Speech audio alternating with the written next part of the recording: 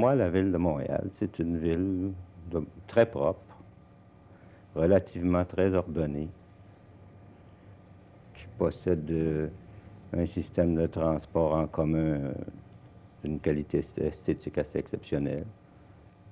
Sur le plan opérationnel, ça va bien. La circulation automobile à Montréal est peut-être une de celles qui est le plus sous contrôle de toutes les villes que j'ai vues. Je trouve que la pollution sonore est à un niveau très faible à Montréal. En somme, par son site, par sa verdure, par son ordonnance, par la qualité générale de ses bâtiments, je pense surtout aux bâtiments de pierre, aux vieux bâtiments de pierre grise. Montréal est une belle ville.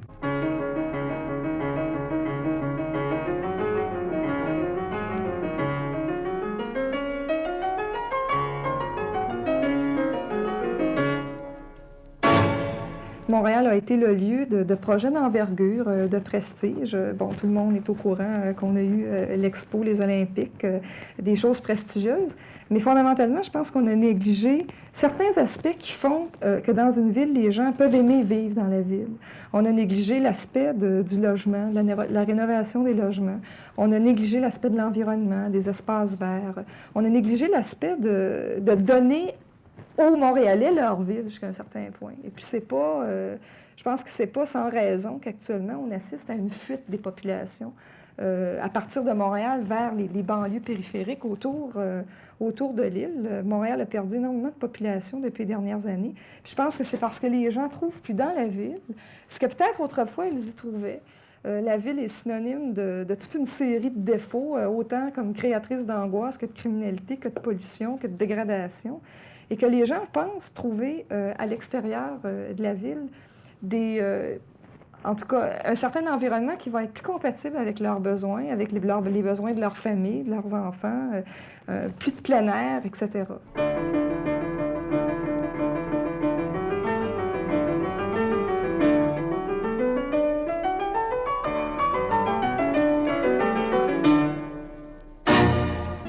Voyons les faits. Montréal n'est plus la métropole du Canada. Montréal est en déclin. Déclin non seulement démographique, mais aussi économique. La population de la ville de Montréal a baissé de 130 000 habitants pour la période allant de 71 à 76. Ce phénomène se généralise à Lille, où on assiste à une baisse de population de 90 000 habitants. Le tout au profit de la banlieue. Enfin, c'est un profit relatif. La population en banlieue, en périphérie de la ville de Montréal, a augmenté au cours de cette même période de 160 000 habitants. Déclin économique également, et le secteur de référence dans ce domaine, c'est l'emploi manufacturier. De 71 à 76, la croissance dans ce domaine n'a été que de moins de 1% par année. Elle était auparavant, dans les années 60, de 4%. Et l'avenir n'est pas rose. Si cette tendance se maintient, l'étude de l'INRS Urbanisation prévoit qu'en 1981, la population de la ville de Montréal sera inférieure à ce qu'elle était en 1976. Bref, le fardeau fiscal augmentera considérablement. Montréal a toujours eu le leadership dans le domaine des transports, des finances, des sièges sociaux, de l'industrie manufacturière et de la recherche. Et depuis le début des années 60, Montréal perd son leadership exactement dans ces mêmes secteurs-là. Partout dans les secteurs, en fait, où elle avait été vraiment la ville leader du Canada, partout, en fait, elle commence à baisser. Et vous avez le rapport, en fait, du ministère des Sciences économiques qui dit que Montréal est de loin moins dynamique actuellement que les autres centres financiers ou les centres métropolitains équivalents en Amérique. Là, il y a vraiment une perte. Et à mon avis, ça s'explique un peu parce que le pôle économique là, du Canada là, se déplace vers le centre du pays, notamment disons, vers Toronto et Calgary.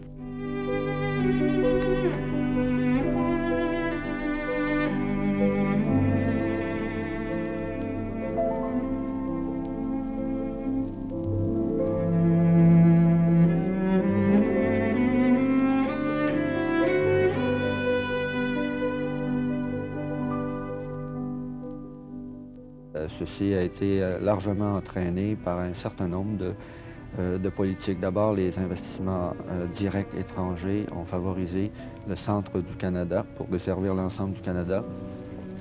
Et ils ont été soutenus par un certain nombre de politiques du gouvernement fédéral, que la politique des transports, favoriser le développement vers l'ouest, la politique de l'immigration, 3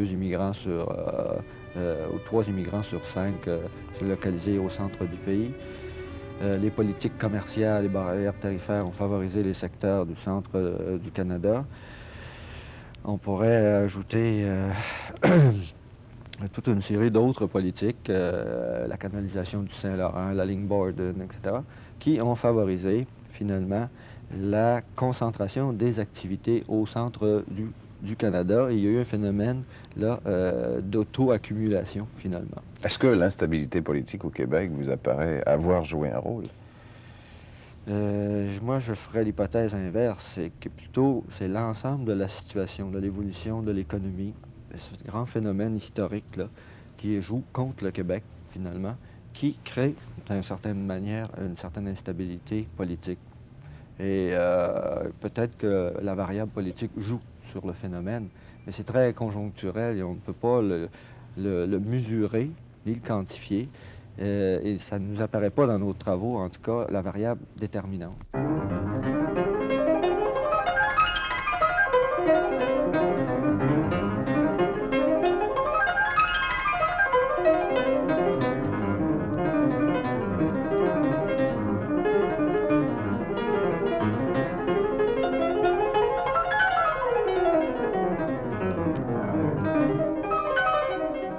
Au départ, Montréal était un lieu, un lieu de travail avec les premières industries qui sont arrivées à Montréal. C'était un lieu qui était dynamique, un lieu qu'on pense, je sais pas, moi, à l'époque que pouvait représenter le marché Bon Secours, par exemple, ou même le Vieux-Montréal, l'époque où les gens y vivaient. Il y a eu une transformation de ça qui est probablement due à une croissance aussi de l'activité tertiaire au centre-ville. Le centre-ville grossit de plus en plus, écrase jusqu'à un certain point les populations résidentes. Il y avait plus de 50 de population résidente dans ce qu'on appelle le noyau du centre-ville maintenant. Or, aujourd'hui, ces populations-là, où est-ce qu'ils sont? Ils ont été refoulés à la périphérie, ils sont partis, ils ont été déménagés malgré eux. Je pense que c'est pas nécessairement juste par choix que les gens sont allés en banlieue, mais je pense que jusqu'à un certain point, ils ont été forcés, amenés par toutes sortes de raisons de type économique. Au plan idéologique aussi, on leur a présenté le bungalow en campagne avec les petits oiseaux. Ça, c'est préférable, évidemment, à rester en ville. Je pense que ça résulte peut-être d'un choix, mais qu'on a forcé aussi également les gens à le faire, ce choix-là.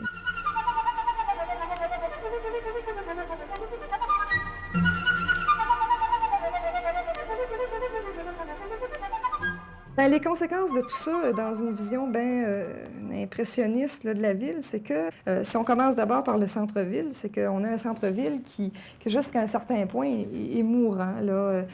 Qu'est-ce qu'on a comme image du centre-ville? C'est vraiment un centre-ville plein de trous, plein de stationnements, des autoroutes, des buildings, très peu compatibles finalement avec un environnement humain, là, avec des gens. Pas de place pour les piétons dans la rue. Les piétons ont une place à Montréal, mais souterrain, finalement. Parce que si on pense à tous les projets qui ont été construits depuis les dernières années à Montréal, la place Bonaventure, le complexe des Jardins, il y a tout un réseau piétonnier à Montréal. Faut pas penser qu'il n'y a pas de place pour les piétons, mais il est sous terre, ce réseau-là. Ce qui fait que quand on est dans la rue, il y a de la place seulement pour les voitures, les piétons sont absents. Ça, je pense que c'est une conséquence importante du fait que les activités à Montréal, entre autres dans le centre-ville, sont des activités de travail et de consommation. Et les gens qui travaillent dans la journée, ils consomment. Le complexe des Jardins est plein de monde et vivant pendant la journée. Le soir, on a un peu de difficulté à se retrouver. Les gens, travaillent au centre, résident à l'extérieur du centre, résident à l'extérieur de la ville, résident à l'extérieur de l'île. Et ça fait que les gens qui viennent travailler peuvent pas je pense que c'est peut-être une deuxième conséquence aussi de tout ça, peuvent pas se sentir impliqués, finalement, dans ce qui se passe dans la ville. Si on parle du déclin de Montréal, c'est qu'effectivement, nous vivons une crise. Entendons-nous, il ne s'agit pas de paniquer, mais il y a tout de même une crise. On se rend compte qu'on aurait dû intervenir et qu'il est maintenant tard. Pas trop tard, mais tout de même. Il en demeure pas moins que du côté de l'emploi, du côté économique, donc, de la métropole, la situation est difficile à contrôler. Mais il y a de nombreux autres problèmes. Du côté logement, notamment. 2 facettes importantes. La rénovation des logements et la construction. La construction qui est pratiquement au point mort. Et du côté rénovation, Montréal fait vraiment piètre figure. 40% des logements au Canada qui doivent être rénovés se trouvent à Montréal. Les loisirs, Montréal n'est certainement pas chef de file en ce domaine, les espaces verts non plus. Le Mont-Royal sur lequel nous sommes présentement, c'est le grand espace vert de Montréal. Et on est surpris d'apprendre qu'il y a davantage de superficie d'espace vert à New York, superficie per capita, qu'à Montréal. Et bien sûr, il y a les problèmes de transport en commun versus l'automobile. Que faire dans tout ça? Autant de problèmes, 10 fois plus de solutions qui jusqu'ici n'ont pas fait l'unanimité. Pourquoi? Montréal est malade. Bon, maintenant, si on fait un effort pour investir, en fait, dans les bons secteurs, si on laisse peut-être tomber, en fait, les dépenses, en fait, de projets de prestige pour avoir davantage de capitaux pour investir dans les bons secteurs et qu'il y a vraiment, disons, un effort considérable pour dire on est quand même capable, en tant qu'entrepreneur, pour améliorer nos conditions, probablement que ça peut changer. Là, actuellement, on juge par rapport à une situation où il n'y a rien qui se fait en définitive. Il n'y a pas tellement de volonté politique, du moins au niveau de l'administration municipale actuelle, pour dire nous allons faire un effort pour empêcher que les sièges sociaux, en fait, s'en aillent. Nous allons faire un effort pour empêcher que le port dépérisse. Nous allons faire un effort pour empêcher que la rue Sainte-Catherine, qui est en train de mourir, en fait, nous allons essayer, en fait, de remonter cette rue-là. Regardez les villes comme Sherbrooke, Québec, Toronto, Vancouver, Calgary. Toutes ces villes-là ont pris des mesures pour empêcher que leur rue commerciale, en fait, dépérisse. Et ils ont eu du succès. Il s'est fait des mailles piétons, il s'est fait des choses. À Montréal, il n'y a pas grand-chose qui s'est fait dans ce domaine-là. Alors, je me dis, si on fait quelque chose, il est probable que ce ne sera pas le paradis, mais ce ne sera pas, en fait, le déclin économique complet non plus.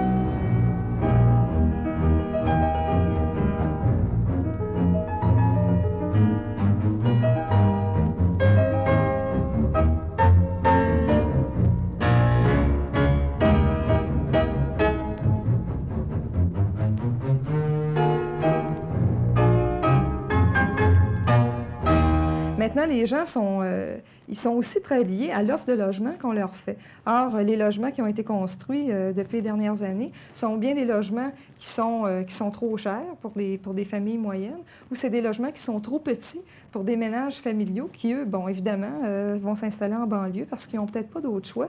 C'est là qu'ils bénéficient le plus de programmes d'aide à la propriété. Et c'est pas en restant en ville. Ça coûte très cher aimer la ville maintenant parce qu'il faut avoir les moyens pour y rester. Il y a quand même une réalité concrète, et on peut prendre un exemple, celui d'un jeune couple qui envisage de fonder une famille, avoir 2 ou 3 enfants, et donc de se trouver un logement convenable en fonction du travail et de toutes les autres contraintes. Une réalité, c'est que du côté de la ville, c'est pratiquement fermé. Côté subvention. Qu'est-ce que vous entendez par subvention? Prêt au logement, Oui, etc. oui, ça, lorsqu'on parle en fait du phénomène de la banlieue, on en a parlé tout à l'heure, les gouvernements supérieurs, notamment en fait le gouvernement fédéral, par l'intermédiaire de la Société centrale d'hypothèque et de logement, a joué un rôle en fait énorme pour favoriser l'exode vers la banlieue. Parce que d'un côté, pour alimenter l'industrie de la construction, on a garanti des prêts, mais uniquement en banlieue et non pas à Montréal. Alors, à ce moment-là, le jeune couple qui veut s'établir et qui a la difficulté d'emprunter au niveau des banques pour s'installer à Montréal se voit offrir la possibilité d'une garantie de 95 % en banlieue, et je comprends qu'il puisse faire ce choix-là. Le centre-ville, normalement, devrait continuer à avoir une expansion, peut-être pas aussi rapide que celle qu'il a connue dans les années 60, mais il y a beaucoup de fonctions au centre-ville qui doivent se développer, de nouvelles fonctions qui n'existent pas ou des fonctions qui existent et qui ont besoin de plus d'espace. Alors, il y a une partie des terrains qui sont vides dans le centre-ville qui servent de réserve. Bon, moi, je ne suis pas un prophète, je ne peux pas vous dire qu'est-ce que c'est de quoi demain sera fait. Ce que je dis, c'est qu'il y a présentement un potentiel pour de l'habitation dans le centre-ville. Comment est-ce qu'on réussira à exploiter ce potentiel? Je pense qu'il faudra songer à la création de sociétés mixtes. Il faudra voir comment des coopératives, comment des corporations sans but lucratif pourront arriver à s'associer au marché normal du logement, à la matrice normale de l'entreprise privée pour relancer le développement du centre-ville. Donc, vous n'envisagez pas un centre-ville essentiellement commercial et culturel? Ce serait mixte.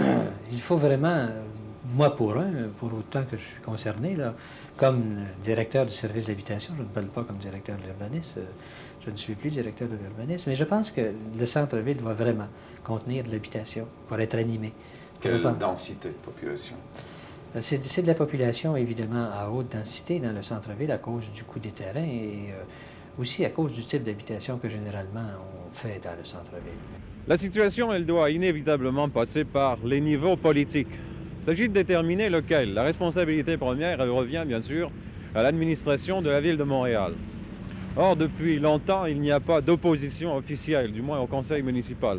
L'opposition, elle provient des groupes de pression qui se sont structurés au cours des dernières années, au cours des 2 dernières campagnes électorales, mais qui n'ont quand même pas réussi à percer. C'est que les Montréalais, dans l'ensemble, semblent satisfaits de leur sort. Satisfaits sans doute parce qu'on ne connaît pas mieux. N'empêche que du côté du gouvernement du Québec, alors qu'auparavant on se préoccupait peu de Montréal, on avait même mis l'accent sur le développement à l'extérieur de Montréal, on s'est grandement sensibilisé au centre économique de la province. Si bien que maintenant, étant donné que rien ou très peu ne se fait à Montréal, le gouvernement a décidé d'intervenir en douce par l'entremise d'une étude de l'Office de planification et de développement du Québec, une étude qui propose des solutions, des priorités au développement de Montréal. En fait, l'option qui a été choisie par le gouvernement du Québec, c'est de stopper le dépeuplement du centre, d'améliorer la qualité de la vie, l'attrait de la vie au centre, en misant sur une amélioration des équipements collectifs, en n'aidant pas au développement accéléré des banlieues, sans nuire à leur développement normal, mais sans rien faire de supplémentaire pour accélérer le développement ou l'amélioration de la qualité déjà importante de la vie dans ces zones déjà favorisées. Donc, miser sur l'amélioration de la qualité de la vie dans le centre, principalement, de manière à ce que les populations puissent rester. Donner aussi au centre des avantages comparatifs au plan économique, en infrastructure, en prix du sol, de manière à ce que les activités économiques restent dans le centre.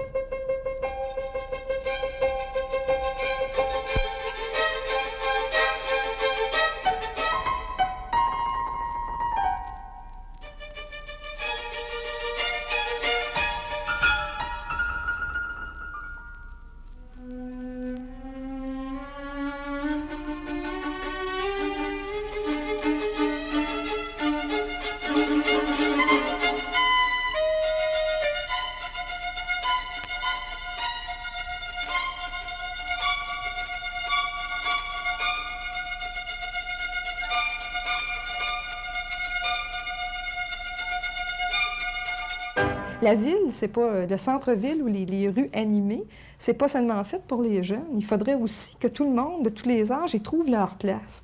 Puis c'est pas ça qui arrive. Je La pense que moyenne ça, d'âge c'est augmente important. aussi, c'est un facteur. Oui, il y a un vieillissement de la population qui est important. Les jeunes ménages se retrouvent en banlieue, puis au centre de la ville se retrouvent les populations les plus âgées ou les ménages plus vieux.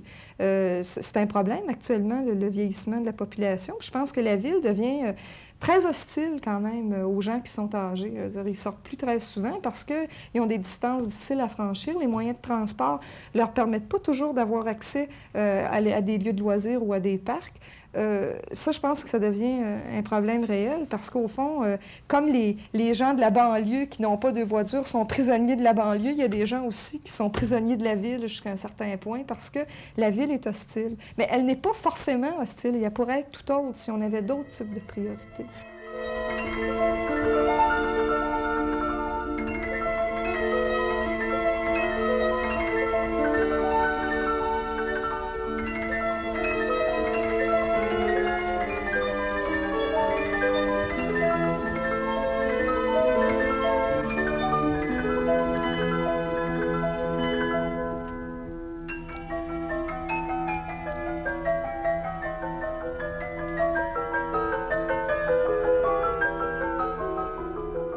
Et notre étude vise une stratégie d'action régionale en concentrant, si on veut, les efforts, proposant de concentrer les efforts sur un certain nombre de secteurs clés programmés sur 5-6 ans, qui pourraient être assez coûteux. Disons, Quel secteur? Bon, c'est les secteurs qui touchent directement la population. D'abord, le secteur des transports, donc l'amélioration et le développement du système de réseau de métro intégré au système d'autobus et de train.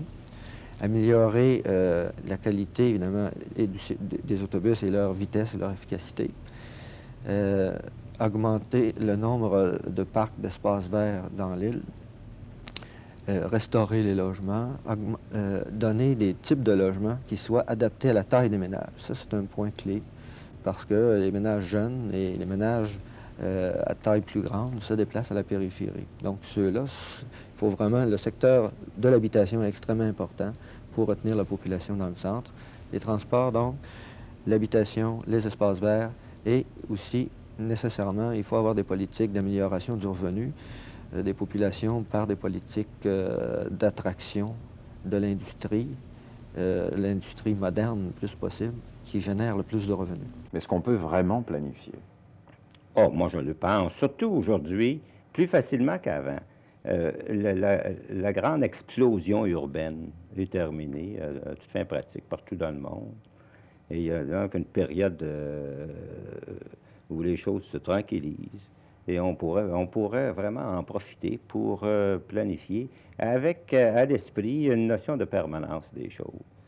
Par exemple, le centre-ville de Montréal, à mon avis, on devrait en délimiter la périphérie ultime, d'une façon définitive, à mon avis, pour éviter qu'il y ait des zones grises autour, pour éviter que le développement potentiel, éventuel et spéculatif empiète sur les habitations périphériques.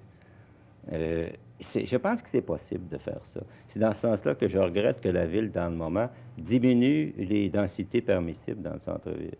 On devrait, au contraire, pour les fonctions de centre-ville, et j'exclus l'habitation, pour les fonctions de centre-ville, permettre les densités les plus grandes possibles pour qu'il y ait le plus d'activités possibles sur le plus petit territoire possible, qu'il y ait le plus d'animation, le plus de grouillot, comme on dit en jargon.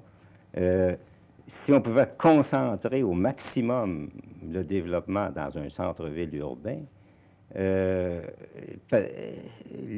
vie se ferait peut-être surtout sur le plan piétonnier. Hein?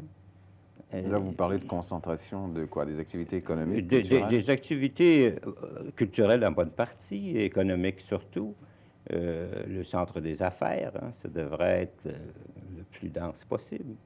Mais je distingue bien entre ce genre de fonctions et les fonctions résidentielles. Par ailleurs, les fonctions commerciales de vente de détail, au détail par exemple, plusieurs fonctions culturelles, l'éducation, les fonctions sociales, les hôpitaux, des choses comme ça, ça doit être distribué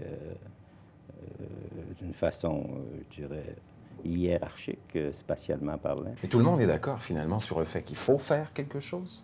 Mais il y a deux grandes questions qui se posent. D'abord, quoi faire? Et puis ensuite, par où commencer pour que ce soit efficace?